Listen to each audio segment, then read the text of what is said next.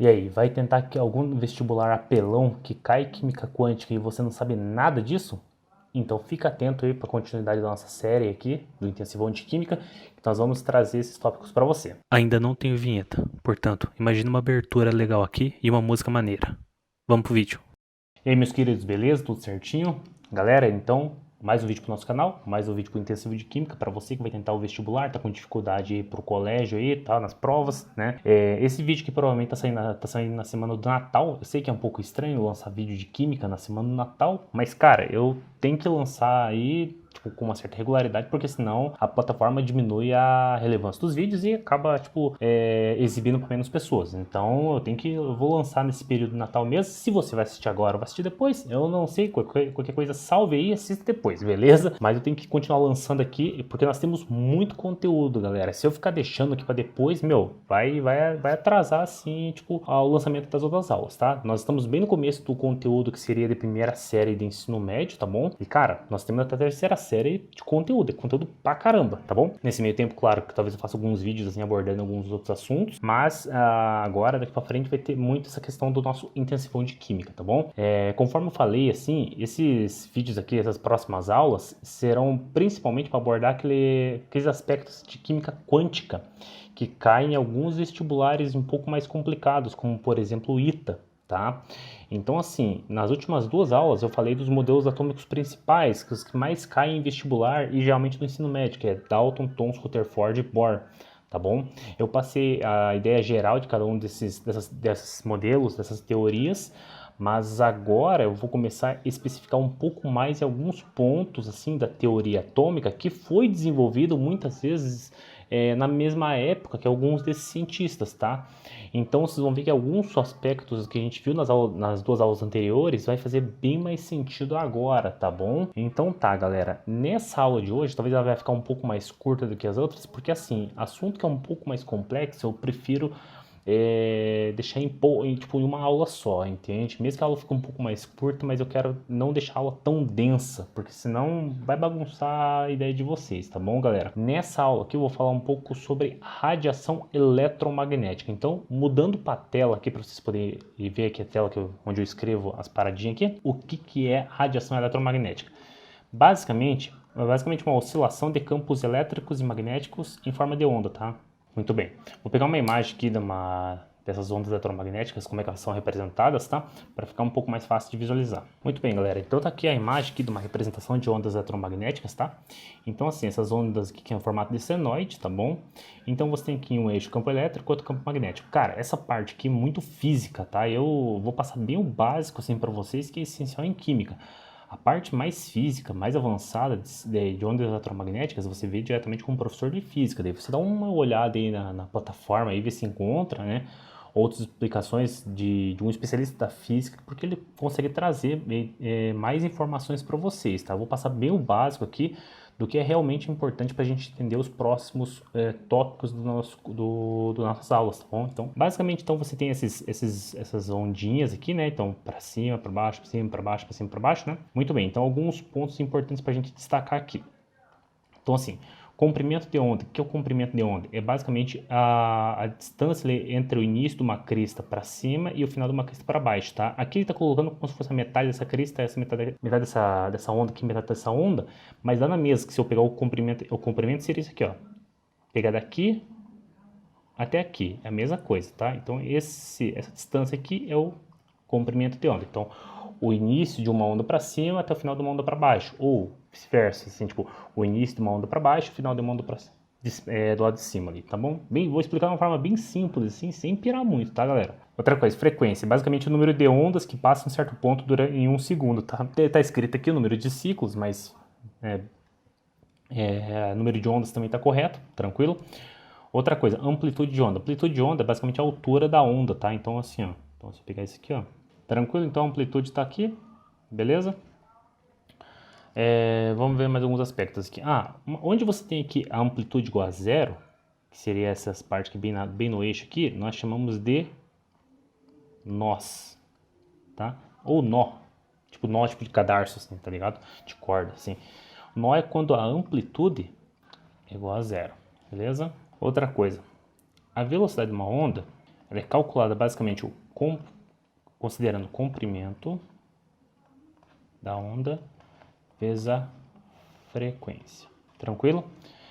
As ondas podem interagir umas com as outras, de forma construtiva e de forma destrutiva. Vou mostrar para vocês como é que funciona, tá? Bom, beleza. Dá uma imagem aqui então para a gente falar sobre as interferências chamadas de construtivas e interferências destrutivas, tá? Nas interferências construtivas, basicamente você tem uma soma das ondas, tá bom? Então, assim, para que aconteça isso, por exemplo, se você for somar duas ondas, nesse caso a onda 1 aqui e a onda 2, pô, aqui na parte, tipo, uma em cima da outra aqui, você tem que ter então a ondinha, digamos assim, o morrinho, do mesmo lado. Então, nesse caso, as duas ondas estão para cima aqui. Se você somar, tipo, vamos considerar como se fosse a parte de cima fosse o positivo e a parte de baixo fosse negativo, tá? Vamos considerar assim que acho que fica mais fácil. Negativo, negativo, positivo, positivo, negativo, negativo. Então, quando você soma dois valores positivos, você tem um valor positivo maior, concorda comigo? Consequentemente, você vai ter uma onda aqui com uma crista aqui positiva maior também, tá bom? Agora, quando você soma uma onda negativa, quando você soma dois valores negativos, por exemplo, menos 1 mais menos 1, mais com menos dá menos, vai ficar menos 1 com menos 1, vai ficar menos 2. Então, vai ficar mais negativo. E é bem o que ocorre, menos com menos vai dar uma onda negativa, só que maior. Tá? Então, a interferência construtiva, você depende se as ondas, assim, se essas cristas, a positiva ou a negativa, vão estar tipo, meio que alinhadas uma com a outra. Se tiver positivo com positivo, vai ser interferência construtiva. Se for com negativo, negativo, vai dar interferência destrutiva. Tá bom? Bom, então tá. Então, aqui com a imagem que estão das chamadas interferências construtivas e as destrutivas, tá? A interferência construtiva depende se você tem ondas no mesmo lado, assim, que estão somando uma com a outra. E, por exemplo, assim, vou melhorar a ponta, aqui vai ficar um pouco mais fácil. Bom, então tá aqui a imagem aqui, então, da representação das chamadas interferências construtivas e interferências destrutivas de ondas, tá? Então, no primeiro caso, interferência construtiva. Construtivo, você está construindo alguma coisa, está produzindo algo maior, tá bom? Então, no caso que tem aqui a soma das ondas 1 e 2, a onda 1 e 2 estão aqui embaixo, tá? Então, veja bem, na onda 1, eu tenho aqui primeiramente um montinho, assim, sabe, para cima. Vamos dizer que esse montinho, essa parte da onda que está para cima, acima do eixo, vamos colocar como um sinal positivo, tá? Positivo com positivo. Positivo, positivo. Quando você soma dois valores positivos, tipo mais 1 com mais 1, vai dar mais 2. Então, vai dar um valor maior com sinal positivo. E veja que a soma desses dois montinhos positivos, você vai ter uma onda positiva maior. Tranquilo? Aqui, quando você tem ondas negativas somando uma com a outra, tá? Quando você soma, tipo, menos 1 com mais menos 1, vai dar menos 2. Vai dar um valor mais negativo. Consequentemente, você vai ter uma onda negativa aqui maior. Isso é uma interferência construtiva, quando você tem ondas tipo de mesmo sinal, digamos assim, tá? E você faz com que forme ondas maiores. Isso é uma interferência construtiva, porque você está construindo ondas maiores. Simplesmente isso, tá bom? A interferência destrutiva é quando você soma ondas em que, por exemplo, você tem uma parte positiva aqui e uma parte negativa aqui. Então, quando você soma mais 1 com mais menos 1, mais com menos vai dar menos, mais 1 menos 1 vai dar 0. Então, você meio que se anula. Tá? Anula as ondas. Isso é chamado de interferência destrutiva. Você tinha uma onda e você destruiu ela, ficou só no eixo ali, beleza? Isso é uma interferência destrutiva. Bem simples. Existem também as chamadas interferências mistas, onde você pode ter uma onda, onde em alguns momentos você pode ter interferência construtiva, outros momentos pode ter interferência destrutiva. Construtiva e destrutiva juntas, assim, sabe? Tipo, em diferentes partes aqui do espectro eletromagnético. Tá bom? Por falar de espectro eletromagnético, preciso apresentar para vocês como é que é o espectro que nós utilizamos assim, tá? Vou pegar uma imagem para vocês. Bom, então tá, nós temos aqui o espectro eletromagnético, tá? O espectro eletromagnético basicamente é o quê? Para mostrar assim como que é detectado cada comprimento de onda da radiação eletromagnética, tá? Porque é o seguinte, se o comprimento de onda for maior ou for menor, nós detectamos essas ondas eletromagnéticas de uma forma diferente. Tá bom? Vou mostrar para vocês aqui, tá? Por exemplo, em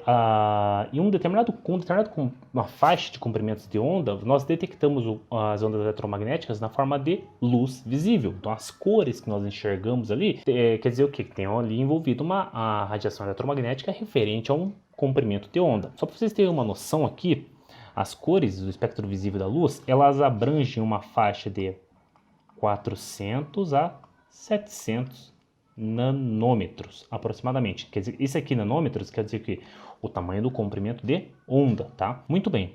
Ah, você não sabe o que é nanômetro? Nanômetro vem de 10 a menos 9 metros, tá bom? Não sei se vocês já viram esse esquema de conversão, tá?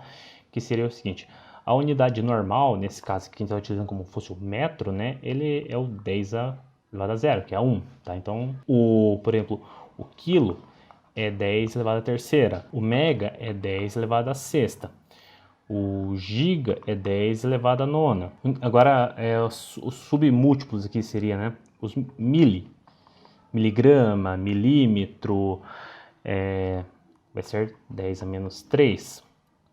O micrômetro, micrograma, essas coisas, 10 a menos 6. O nanômetro é 10 a menos 9. Tá? Se você quiser um vídeo assim sobre conversões assim nesse sistema aqui, deixa no comentário aí que qualquer coisa eu gravo mais para frente, tá bom? Muito bem. Então, basicamente aqui, a luz que nós enxergamos, ela se encontra numa faixa de 400 a 700 10 a menos 9 vezes 10 a menos 9 metros. Então, um comprimento de onda muito, muito, muito pequeno, tá bom, galera? Se você olhar aqui o espectro eletromagnético, a luz visível, ela corresponde a uma faixa muito pequenininha, tá? Quando você começa a ter o mesmo campo eletromagnético começa a ficar um pouco maior, ficar o comprimento de onda um pouco maior, ali na faixa de 1000 nanômetros, 0,1 até 0,01 centímetros aproximadamente, nós temos o que nós chamamos de infravermelho. O infravermelho a gente não consegue enxergar ele, não é uma cor. Como é que a gente detecta isso? Através do calor, variação de temperatura, aumento de temperatura, tá? Então perceba que mas o mesmo comprimento, a mesma onda eletromagnética, só por ter um comprimento maior, ela vai se comportar de uma forma diferente? Sim, exatamente. Em uma faixa de comprimento de onda, você detecta o quê?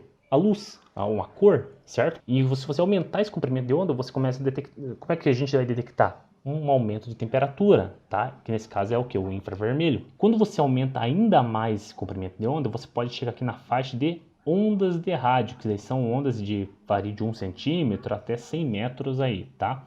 Então a forma de detecção delas já são bem diferentes. Daí assim nós não conseguimos detectar ondas de rádio, nós seres humanos, mas existem dispositivos que conseguem fazer essa captação. Tranquilo? Uma forma similar que nós podemos detectar também como é que a gente detecta no caso a comprimento de onda menor que o espectro visível da luz. Aqui, até uns 10 nanômetros, abaixo de 400 nanômetros, até uns 10 nanômetros, nós temos o que chamamos de ultravioleta.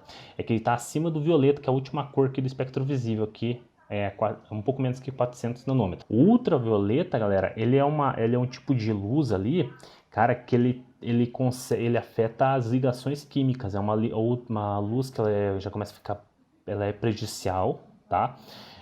Não é uma coisa legal de você ficar exposto, tanto que o Sol ele emite a radiação ultravioleta, só que a camada de ozônio ali que nós temos ao redor do planeta, ela consegue filtrar uma boa parte. O que passa, a gente tem que proteger com o quê? Com filtro solar, que o filtro solar consegue proteger a nossa pele dessa radiação ultravioleta. Porque a radiação ultravioleta, ela pode alterar as ligações químicas ali das tuas células e isso pode gerar mutação que, consequentemente, pode ocasionar na formação de um câncer de pele, por exemplo. Então, começa a ficar bem complicado, tá? Existem muitos trabalhos utilizando luz ultravioleta, tá? Na pesquisa, assim, da química, tem muitos trabalhos que utilizam de luz ultravioleta, por exemplo, em uso de chamadas fotocatálises, fotodegradações, assim, utiliza-se muito luz ultravioleta, mas, tipo, o pesquisador não vai ficar ali dentro do lugar tomando luz ultravioleta na cara, de jeito nenhum, porque, cara, é perigoso, tá bom? Então tem que cuidar com isso aqui. Quando você diminui ainda mais esse comprimento de onda aqui, até uns 0,01 nanômetros, você tem o que nós chamamos de raio-x. Nós enxergamos o raio-x? Não. Mas o raio-x pode ser detectado através de algumas placas, lembra aquelas placas fotográficas, quando você já tinha uma chapa de raio-x ali, para ver se o teu braço está quebrado ali? O que acontece?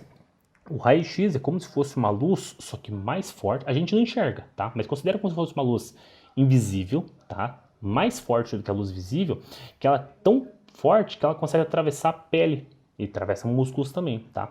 Mas não consegue atravessar os ossos. Quando você tirava aquelas chapas, o que você via então? Basicamente, você via tipo as manchas que correspondiam ao quê? Aos ossos, as partes mais densas que o raio-x não consegue atravessar. A partir dessas sombras aí que são geradas, você consegue verificar se o osso está quebrado, como está quebrado, certo? Então consegue tirar algumas informações mais para a área médica, tá bom? Então, raio-x é basicamente um comprimento de onda, só que menor. Abaixo disso, nós temos o que chamamos de raios gama, tá? Ou radiação gama. Cara, esse é complicado, tá? Isso aqui é liberado, pode ser liberado de alguns elementos ali radioativos, tá? E, cara, isso aqui é muito perigoso. A gente não percebe a emissão gama, a radiação gama. Só que, cara, isso aqui faz um estrago. Isso aqui pode alterar, pode mexer, pode causar uma variação no DNA ali, e, consequentemente, isso pode ocasionar a formação de câncer. Cara, isso é um troço muito perigoso, não é legal.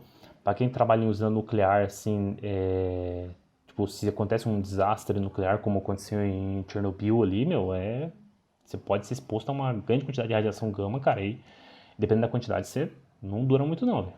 Tá? Se você quiser ter mais curiosidade, veja a história de Chernobyl aí, dos acidentes nucleares, que é triste, mas a gente pode tirar alguns aprendizados, assim, bastante pertinentes aí, tá bom? Galera, então é isso, tá? Aqui foi uma aula bem simples, que mais focado para química mesmo, onde nós abordamos a parte de espectro eletromagnético aqui e radiação eletromagnética. Bem simples, com uma linguagem simples. Eu não vou ficar tipo pegando a linguagem física, trazendo mais detalhes que isso, porque cara, a minha área é química e eu não vou ficar me aventurando em física assim à toa, porque tem pessoas bem mais gabaritadas que eu para poder falar sobre isso, tá? Eu peguei o que é essencial para nós entendermos as próximas aulas. Vai ter aulas aí que a gente vai ver depois na sequência, que, cara, a gente vai usar esses conhecimentos que nós tivemos aqui, tá? Então vai ser bem importante vocês entenderem mais ou menos como é que funciona isso. Guardem bem essa questão da faixa aí dos comprimentos da luz visível, que é mais ou menos de 400 a 700 nanômetros, tá bom? Então, ou 400 vezes 10 a menos 9 metros até 700 vezes 10 a menos 9 metros, tá bom? Guarde isso aí que é importante, tá? E nós vamos utilizar isso nas próximas aulas, beleza? Então, galera, se você gostou desse vídeo aí, curta, comenta, compartilhe, se inscreva no canal, fique atento aí com os próximos vídeos. Então, nós estamos na semana de Natal, mas eu vou continuar lançando os vídeos por causa daquele motivo que eu falei para vocês lá, né? Que eu vou ter que continuar lançando, porque senão a plataforma diminui aqui a relevância aqui, tipo, corta um pouco o alcance dos vídeos. Então isso seria meio complicado. Eu vou continuar lançando, vou lançar na semana do Ano Novo também. Aí se você vai assistir ou não, cara, aí tipo, daí assim, qualquer coisa salve para assistir depois, tá? Aproveite esse tempo aí para dar uma descansada aí e tal, né? Depois virou o ano e passou pelas festividades iniciais de final de ano e de início de ano aí, de ano novo, cara, daí você retoma os seus estudos aí de uma boa. Beleza? Então é isso, galera. Eu vou ficando por aqui. Se você gostou, então faça o procedimento de sempre curtir, comentar, compartilhar aí. Se você quiser uma aula sobre essa questão de conversão de unidades, de quilo para mega, para nano, para micro, assim, cara, me avisa, coloca num comentário aí, que daí eu planejo essa aula aí com calma para vocês. Beleza? Então é isso. Te vejo no próximo vídeo. Um grande abraço e até mais, hein? Tchau, tchau. Ainda não tem vinheta final. Até o próximo vídeo.